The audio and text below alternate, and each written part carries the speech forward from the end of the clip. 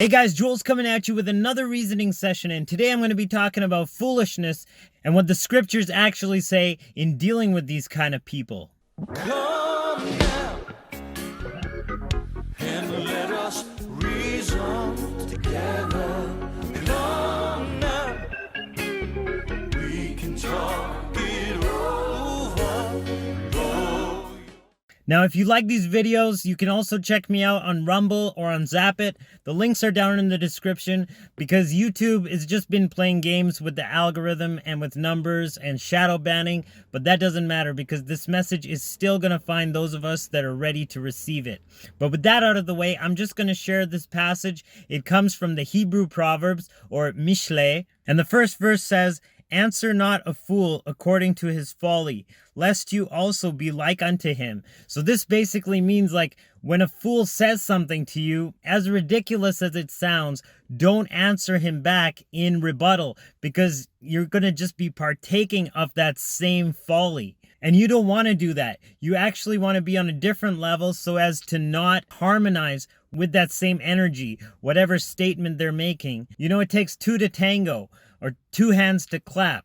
So you don't want to be that other hand that meets the foolishness and actually participate in what he has to say by countering whatever foolishness he says.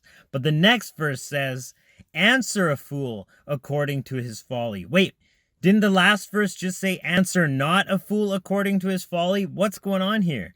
But this verse says, "Answer a fool according to his folly, lest he be wise in his own conceit." So the converse to that statement is, if you don't rebut whatever foolishness the fool has said, you're going to actually allow him to continue and think what he says is some kind of big download of wisdom. So if you actually do answer him according to whatever he said, you're actually going to point out to him his own stupidity.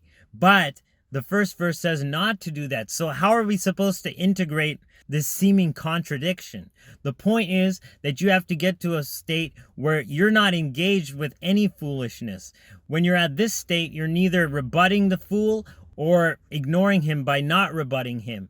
You're not on the same level, and he doesn't even come into your experience because you're on a level that is not foolishness. You know, it's one thing to manifest in the physical realm and say, "Oh, this circumstance manifested and now I have to deal with it. I have to rebut it."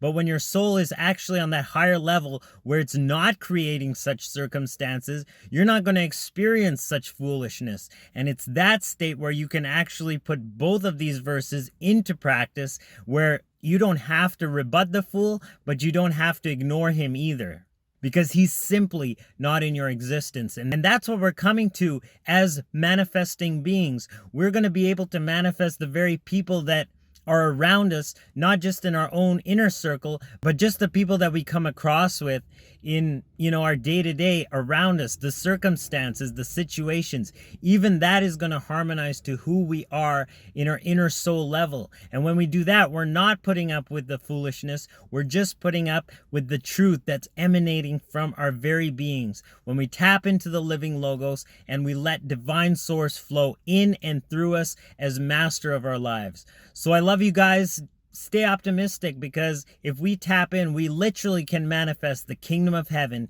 here in this earth. I'll check you guys in the next reasoning sesh. Joel signing out once again.